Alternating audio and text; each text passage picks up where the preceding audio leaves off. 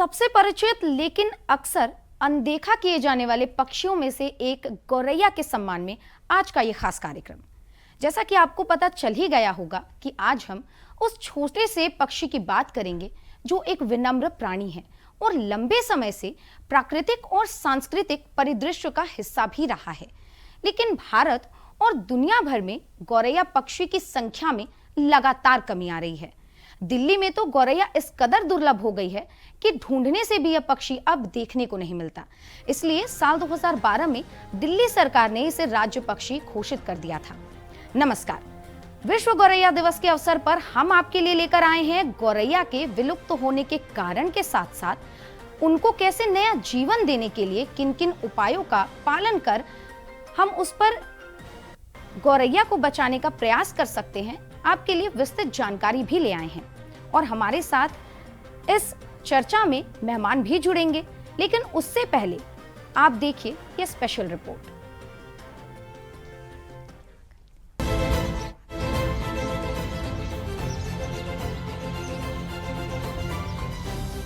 गांव की शांत सुबह से लेकर शहरों की चहल पहल तक गौरैया कभी हवा को अपनी खुशनुमा चहचहाहट से भर देती थी।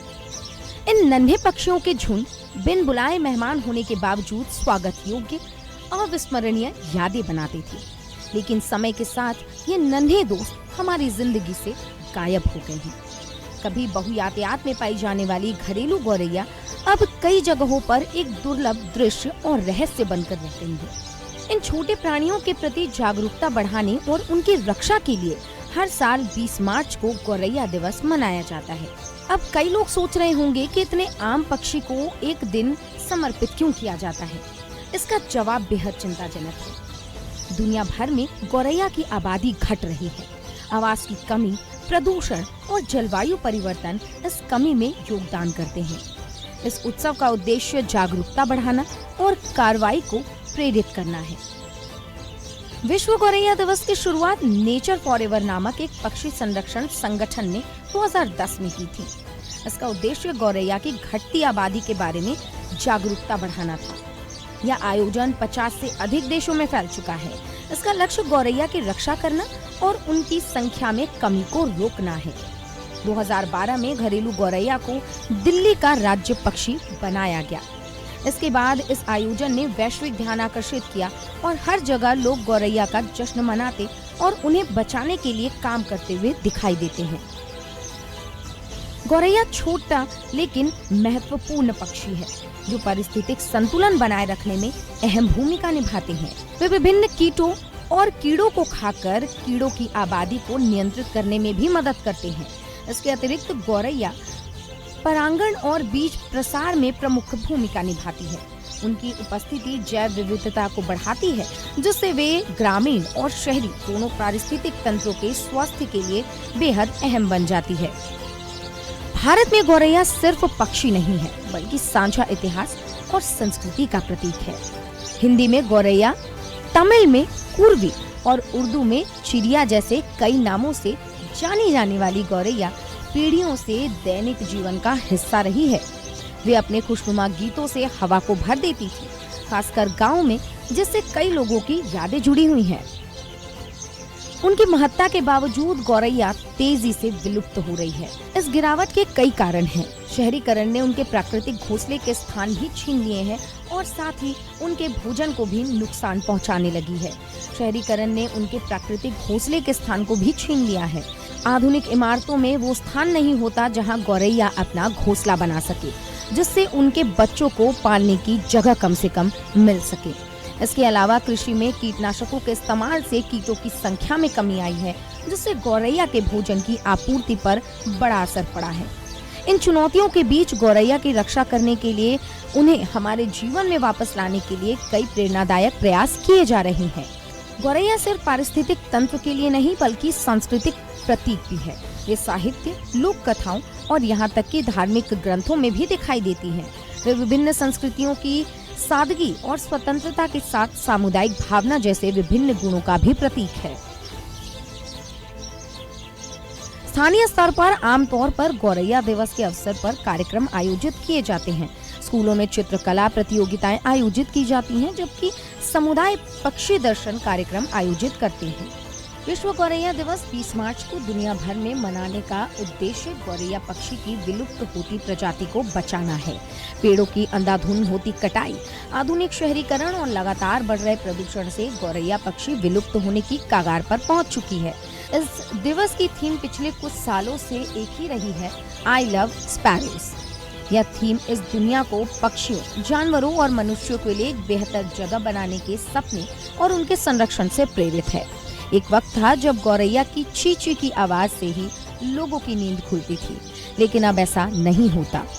यह एक ऐसा पक्षी है जो मनुष्य के इर्द गिर्द रहना पसंद करती है। गौरैया पक्षी की संख्या में लगातार कमी एक चेतावनी है कि प्रदूषण और रेडिएशन प्रकृति और मानव के ऊपर क्या प्रभाव डाल रहे हैं। गौरैया पृथ्वी पर सबसे आम और सबसे पुरानी पक्षी प्रजातियों में से एक है।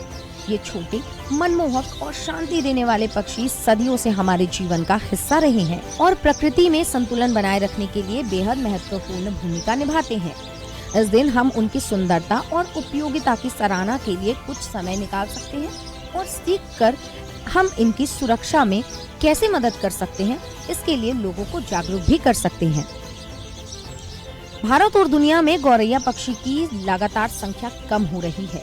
दिल्ली में गौरैया इस कदर दुर्लभ हो गई है कि ढूंढने से भी यह पक्षी अब देखने को नहीं मिलता।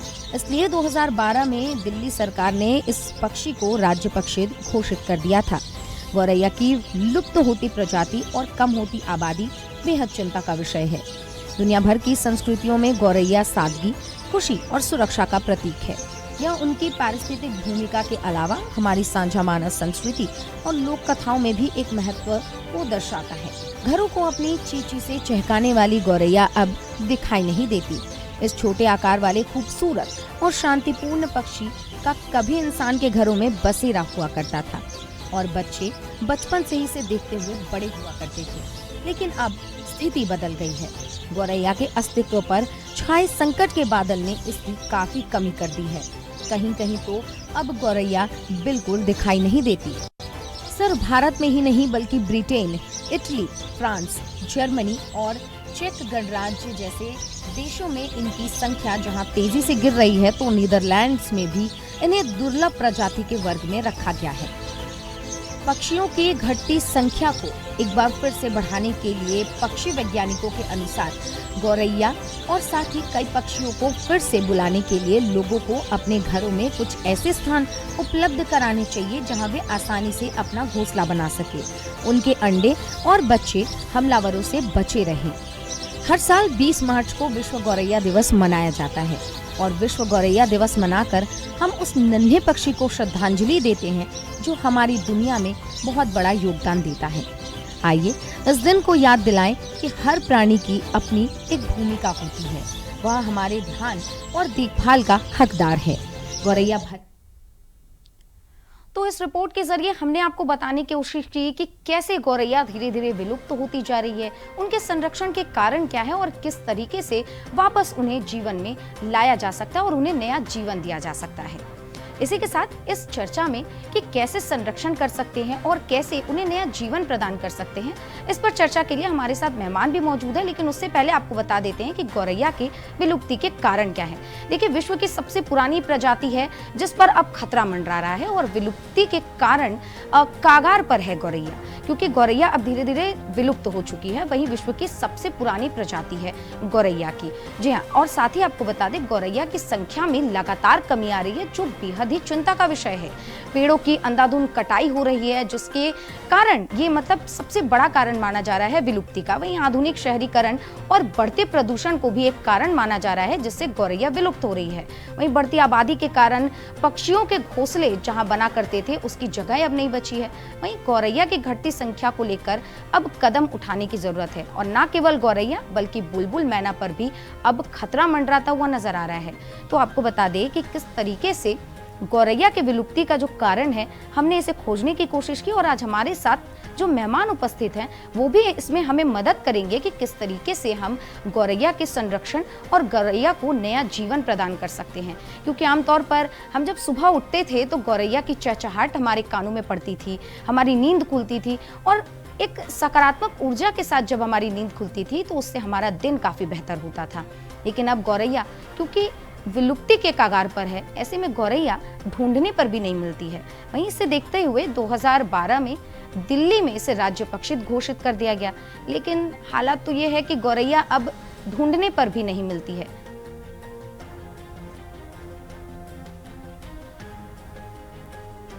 तो गौरैया के साथ साथ अब कई पक्षियों पर भी खतरा मंडरा रहा है, जिसमें तोता, मैना और बुलबुल भी शामिल हैं। लेकिन विश्व गौरैया दिवस के दिन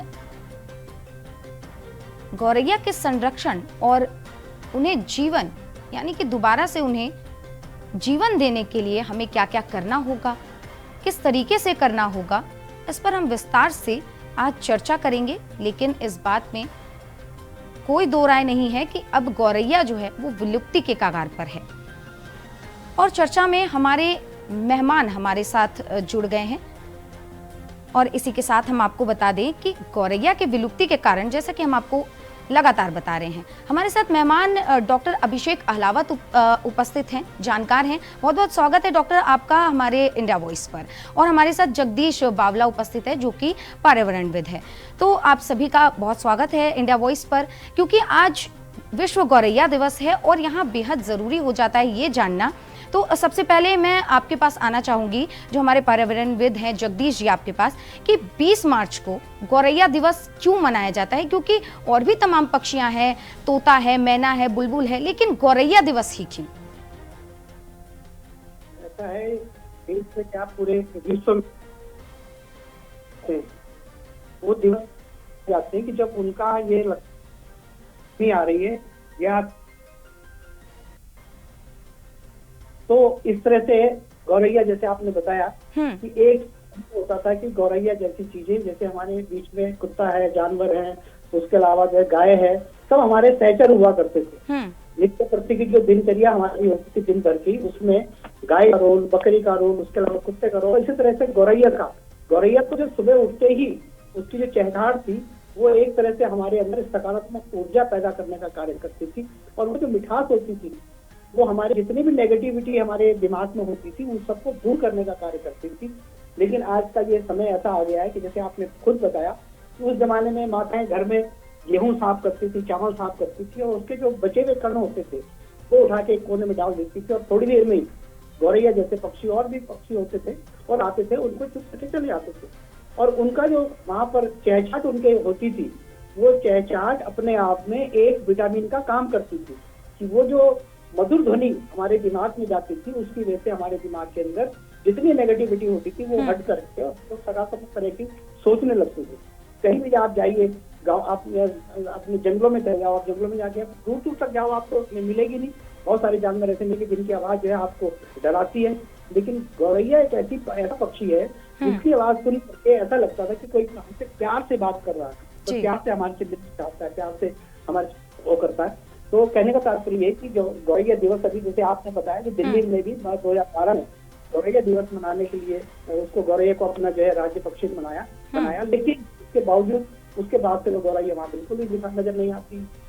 उसका मेन कारण जो है कि आजकल जो ग्लोबल वार्मिंग है, जिसकी वजह से जगह जगह कंक्रीट के जंगल हमने खड़े कर दिए। पहले घरों के अंदर रोशनदान होते थे, जगह जगह जो है पुराने जो घर होते थे उसमें आप देखिए आपको जगह जगह आपको जो है वो तार से बने होते थे और पक्षी आकर के वहां पर बैठता था और बैठ कर चीज अपना करता था और चिची करके उसके बाद उनको दाना देना खाना होता था, खाया पिया और चला जाता। तो हर थोड़ी देर के बाद तो हमारे को एक नई तरह की ऊर्जा देता था और एक नई तरह की अपनी आवाज से मिठास देता था, जिस मिठास की वजह से हम लोग जो है हमारा जी मनोरंजन भी जगदीश होता जी, था। बिल्कुल सही कहा आपने कि किस तरीके से गौरैया जब हमारे घर की खिड़कियों पर बैठती थी और चहचहाट के साथ जब हमारी नींद खुलती थी, उसका जो सकारात्मक ऊर्जा का संचार पूरे दिन हमारे दिमाग में, मस्तिष्क में, पूरे शरीर में होता था, इसकी कुछ बात ही अलग थी। लेकिन डॉक्टर साहब आपके पास आना चाहूंगी कि गौरैया के विलुप्ति का कारण क्या है, क्योंकि गौरैया दिवस तो हम मना रहे हैं, लेकिन इसका उद्देश्य क्या है, किस तरीके से हम इसमें आगे बढ़ेंगे, क्या कुछ आगे इस उद्देश्य को लेकर आगे बढ़ने के बाद इसके जो फायदे हैं वो निकल कर सामने आएंगे? और लेकिन इन सब में सबसे अहम सवाल जो मेरा यही रहेगा वो है गौरैया के विलुप्ति का कारण क्या है? देखिए, सबसे पहले तो मैं इस विषय में बात करना चाहूंगा कि क्यों स्पैरो को, गौरैयों को इतनी इंपॉर्टेंस दी जा रही है। कि इसको बचाने के लिए बहुत सारे लोग पूरी दुनिया में, केवल हिंदुस्तान में नहीं पूरी दुनिया में इस समय जागरूक हो रहे हैं। आपने याद होगा कि माओ ज़ेडुंग पे एक उन्होंने जब वो चाइना पे उन्होंने कब्जा किया तो उन्होंने ग्रेट लीप फॉरवर्ड नाम से एक योजना शुरू की थी, जिसके परिणाम स्वरूप लगभग 45 लाख लोग चाइना में मरे थे, भूखमरी से मरे थे।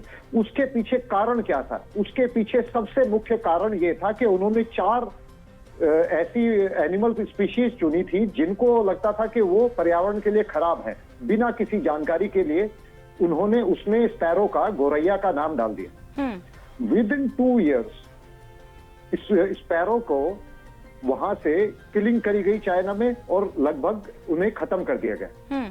उसका परिणाम ये हुआ कि इंसेक्ट्स, उनका इन्फेक्टेशन इतनी तेजी से बढ़ा, जो पॉलिनेशन था पौधों का वो इस तरीके से रुक गया कि वहां पे अकाल की स्थिति बन गई।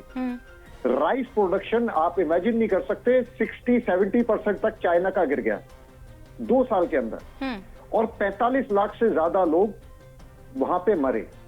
तो इसी से आप समझ जाइए कि स्पैरो की, गौरैया की इंसान के लिए, इंसान के जीवन के लिए कितना महत्वपूर्ण है। अब हम आते हैं कि ये मर क्यों रही। देखिए, ज्यादातर बातें किसी भी सरकार आई हो, और मैं इसके लिए एग्रीकल्चर से जुड़े हुए जो साइंटिस्ट हैं उनको भी बहुत हद तक जिम्मेदार मानता हूं।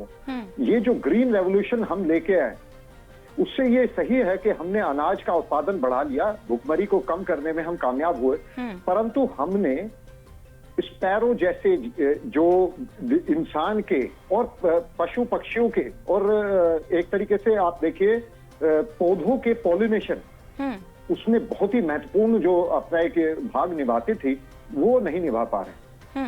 इसके पीछे पेस्टिसाइड्स का अंधाधुंध इस्तेमाल, वो बहुत बड़ा कारण है। और इसके लिए मैं जिम्मेदार, आज भी मैं ये देखता हूं, मैं गोष्ठियों में जाता हूं, एग्रीकल्चर यूनिवर्सिटीज की गोष्ठीज में जाता हूं, वहां पे कोई भी एग्रीकल्चरल साइंटिस्ट ये समझाने के लिए तैयार नहीं है कि किस तरीके से पशु पक्षियों की कंजर्वेशन हमारे एग्रीकल्चर के साथ बेहतर हो सकता है। डॉक्टर साहब, यहाँ एक सवाल मैं और जोड़ना चाहूंगी कि ये रेडिएशन और मोबाइल टावर्स का प्रभाव, साथ ही साथ नई नई टेक्नोलॉजी जो आजकल आई जा रही है, क्या इसका प्रभाव पक्षियों की प्रजनन क्षमता में कमी के तौर पर तो नहीं पड़ रहा? क्योंकि हमने पिक्चर्स भी देखी हुई हैं, जो रोबोट पिक्चर आई थी एक, जिसमें साफ तौर पर दिखाया गया था कि पक्षियों के पर प्रभाव पड़ता है 5G टावर का और इन सारी चीजों का। तो क्या इसमें कितनी सत्यता है, इसके बारे में जरा विस्तार से बताइए। देखिए, मैं इसके बारे में बिल्कुल सत्यता से बताना चाहूंगा। देखिए, इसके पीछे बहुत से लोगों की चिंता है, हो सकता है उनकी चिंता जायज हो, परंतु कोई साइंटिफिक आर्टिकल इस विषय में मैंने नहीं पढ़ा, कोई विश्वसनीय है। क्योंकि एक चीज मैं आपको यहाँ पे ये भी याद दिलाना चाहूंगी कि जूही चावला, जो कि अभिनेत्री हैं, वो भी सुप्रीम कोर्ट गई थी इस मामले को लेकर कि 5G टावर्स की वजह से चिड़ियों पर और पक्षियों पर असर पड़ रहा है। जी, मैं क्षमा चाहूंगा, मैं कहूंगा कि आप आइए और 5G टावर्स पे देखिए, वहां पे आपको चिड़ियाओं के घोंसले मिल जाएंगे। मेरे घर के सामने एक बहुत ही ऊंचा टावर है, उसके सबसे ऊपर एक चील ने घोंसला बनाया हो। तो मुझे ये इसमें सत्यता में थोड़ी सी कमी लगती है। जो मुझे असली इसके पीछे कारण दिखाई देते हैं वो लगते हैं एग्रीकल्चर के ऊपर अंधाधुंध केमिकल्स का इस्तेमाल, जिससे कि जो प्रभावित जानवर, जो आप देखिए वल्चर्स खत्म हो चुके, गिद्ध खत्म हो चुके, वो भी इसी एग्रीकल्चर के गलत रसायनों का प्रभाव है। और एग्रीकल्चर और गवर्नमेंट इसके पीछे सबसे बड़े जिम्मेदार हैं। और क्षमा चाहूंगा कि इन्होंने 2010 से कैंपेन तो शुरू की, दिल्ली सरकार ने भी 2014 में स्पैरो को जो है अपना स्टेट बर्ड बनाया जी 2012 में। जिस तरह का पॉल्यूशन दिल्ली स्टेट में है और उसके लिए कुछ नहीं किया जा रहा, तो इस समय स्थिति भयावह ही है जी। जगदीश जी, आपके पास आना चाहूंगी कि स्पैरोस को बचाने के लिए मुहिम चल रही है, लेकिन इस साल के जो थीम है स्पैरोस को बचाने के लिए, विश्व गौरैया दिवस की थीम क्या है, इसके बारे में आप जानकारी दीजिए। और दूसरी बात ये मेरी आपसे रहेगा सवाल कि जिस तरीके से हम 26 जनवरी, 15 अगस्त या इंटरनेशनल वुमेन्स डे मनाते हैं, ये सबको याद होता है, लेकिन विश्व गौरैया दिवस किसी को याद नहीं होता है। ऐसे क्षेत्र में इस कागार पर आने के बाद किस तरीके से जागरूकता गौरैया या बाकी पक्षियों को बचाने के लिए चलाई जाने वाली है? जिस भी दिवस को मनाया जाता है तो दिवस तभी मनाया जाता है जब देखा जाता है कि इस क्षेत्र में कुछ ना कुछ कमी आ गई है और ये फला चीज, चाहे पक्षी हो, चाहे जानवर हो, चाहे पेड़ हो, चाहे जो भी हो, उसकी पूरी देखभाल नहीं हो पा रही जितनी उसकी होनी चाहिए थी। फिर महिला दिवस मनाते हैं तो महिलाओं के ऊपर अब तो बहुत सारे कानून बन गए, लेकिन जब नहीं था तो ये सोचा गया कि महिलाओं के बारे में सोचना चाहिए तो महिला दिवस मनाया जाए। इसी तरह गौरैया के बारे में सोचा गया कि भाई गौरैया विलुप्त होने जा रही है और एक महत्वपूर्ण ऐसा पक्षी जो कि आदमी का सहचर है, जैसे मैंने पहले बताया आपको, अगर गौरैया ना हो तो ये पीपल के पेड़, बरगद के पेड़ और ये आपके तिलखन के पेड़, ये आपको कहीं नजर ही ना आए, क्योंकि इसको पनपाने के लिए आम आदमी के बस की बात नहीं कि कहीं पर बीज डाल दो और ये पेड़ पनप जाए। गौरैया जैसे और ही पक्षी हैं कि जो इन बीजों को इनको खाते हैं, फलों को खाते हैं, और वो बीज इनके पेट में, पेट की गर्मी से वो अंकुरित होता है और वो जहां भी फिर डाल देते हैं उसमें खाद समेत, उसके बाद वो अपना वहां पनपने लगते हैं। तो अगर ये गौरैया खत्म हो जाएगी तो मैं समझता हूँ पीपल के पेड़, बरगद के पेड़, पिलखन के पेड़ और इस तरह के जितने भी हैं ये पेड़, ये सब ये पनपने बंद हो जाएंगे। और एक पीपल का पेड़ जैसे सभी लोग जानते हैं कि वो पूरे 100% ऑक्सीजन देता है पूरे 24 घंटे। बाकी और पेड़ है कोई मतलब 75% है, 80% है, और भी कम देते हैं, लेकिन पीपल का पेड़ और मुश्किल है। अगर गौरैया जैसी पक्षी ना हो तो ये पीपल के पेड़ हो ही नहीं सकते। तो कहने का तात्पर्य मेरा है कि हम लोग दिवस तो मनाते हैं, लेकिन दिवस मनाने से पहले और दिवस मनाने के बाद हम भूल जाते हैं कि हमने दिवस मनाया था, कुछ करना भी चाहिए। तो कहने का तात्पर्य कि कुछ लोग, जैसे आप जैसे लोग हैं, डॉक्टर लोग हैं, आपने सोचा कि भाई एक दिवस मनाना चाहिए। मैं आपको ही बधाई देना चाहता हूँ कि आपने इस पक्षी के बारे में सोचा। और बहुत सारे लोग आजकल मैं देखता हूँ, बहुत सारी एग्जीबिशन में जाने का मौका मिलता है तो वहाँ पर बहुत सारे लोग इस तरह के घोंसले बनाते हैं और गाँव में लोगों ने घोंसले लगाए। मेरे भी अपने घर के पास घोंसले लगाए, उसके अगल बगल कुछ लोगों को मैंने, जेल वालों ने घोंसले बनाने शुरू किए और बड़े अच्छे रेट पे देते हैं वो लोग, और उसमें जो है पक्षी ने आना शुरू किया। लेकिन साथ साथ जैसे अभी डॉक्टर साहब ने बताया कि ये पेस्टिसाइड का जो इस्तेमाल करते हैं हम लोग, आम आदमी उस सब्जी को खाएगा, उस कीटाणुनाशक जो है से पैदा हुई सब्जी को या उससे जो अन्न पैदा होगा उसको खाएगा, तो हम तो झेलेंगे। क्या होगा, कैंसर कहीं से शुरुआत हो जाएगी, कुछ और बीमारियां हो जाएगी, लीवर बीमारी हो जाएगी। लेकिन पक्षी तो बहुत कोमल जानवर होता है, उसको ये पेस्टिसाइड में जो कीटाणुनाशक जो दवाइयां मिलाई जाती, केमिकल मिलाई जाते हैं, उसकी वजह से अगर वो उसको खाता है तो उसकी जो है प्रजनन क्षमता की बात की आप, वो तो खत्म होती है, लेकिन वो खुद भी नहीं बच पाता है। कहने का तात्पर्य उस तरह का वातावरण बनाने की जरूरत है जिसमें वो पक्षी पनप सके। बहुत सारी जगह है, अभी मुझे जो है एक जगह जाने का मौका मिला तो मैंने वहां देखा कि बहुत पक्षी चहचहा रहे थे, बहुत अच्छा लगा मुझे। रात को मैं सुबह जब उठा, जगदीश जी एक सवाल इसमें ऐड करना चाहूंगी, क्योंकि आमतौर पर हमने देखा है घरों में तोता, मैना, यहाँ तक कि मोर भी पालते हुए लोगों को हमने देखा है। तो क्या गौरैया को घर में पाला जा सकता है? किस तरीके से अगर पाला जा सकता है, किस तरीके से पालें? क्या उनके लिए चीजें करनी पड़ेगी जिसके वजह से उनकी जनसंख्या में हम वृद्धि कर सकते हैं? पहले आज की डेट में हम लोग जो आटा खरीदते हैं वो पैक उसमें आता है। पहले वो गेहूँ आता था, माताएं गेहूँ को साफ करती थी और साफ करने के बाद जो उसमें जो बचता था उसको डालती थी, उसमें गौरैया उसको खाती थी। अब वो पैक है, उसके अंदर केमिकल मिला हुआ है कि जो है 2 महीने 4 महीने साल भर तक आटा बिल्कुल सही सलामत रहे, उसको अगर गौरैया खाएगी तो बचने का मतलब ही नहीं होता। कहने का तात्पर्य उस तरह का माहौल उसको देने की जरूरत पड़ेगी जिसमें ये गौरैया और दूसरे पक्षी पनप सके। उनको उनके लिए पानी की व्यवस्था होती थी। पहले घर घर में लोग हर 5 से 6 घर में बाहर एक पानी का बर्तन रखा होता था कि कोई जानवर आए पानी पी जाए, पक्षी आए पानी पी जाए। आज की डेट में आप देखिए 100 घरों में आप जाओगे तो कहीं मुश्किल से एक घर में आपको दिखाई दी।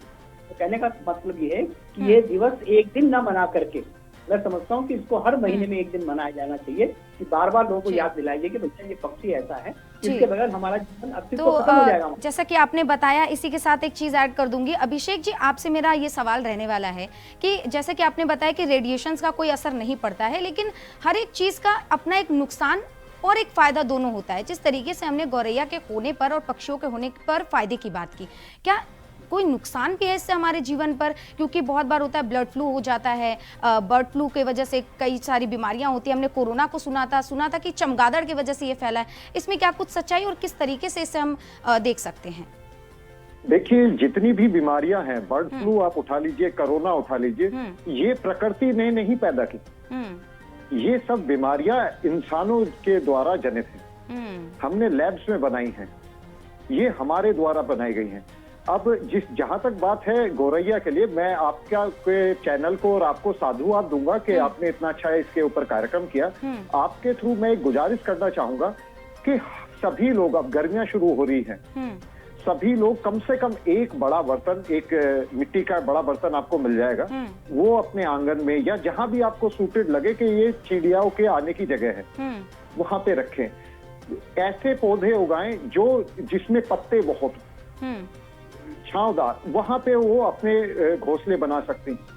और अगर कुछ मेरे भाई बहन और ज्यादा जागरूक हो तो बहुत से इंटरनेट पे आप जाके सर्च करेंगे, इनोवेटिव तरीके हैं घोंसले बनाने के गौरैया के लिए। आप उनके लिए दाना डालिए, पानी डालिए, और सुबह के समय मेरी माता जी ये करती हैं, तो उनकी अनुकंपा है कि जब भी मैं सुबह उठता हूँ तो चहचहाट इस चिड़िया की मैं सुनता हूँ, तो बहुत ही खुशी का एक आनंद मिलती है। तो आपको मैं साधुवाद दूंगा और आपके चैनल के थ्रू सभी को ये कहूंगा कि कुछ अपनी तरफ से प्रयत्न करें। जी, बहुत बहुत धन्यवाद और डॉक्टर अभिषेक आपका और जगदीश जी आपका तमाम विषय पर चर्चा करने के लिए।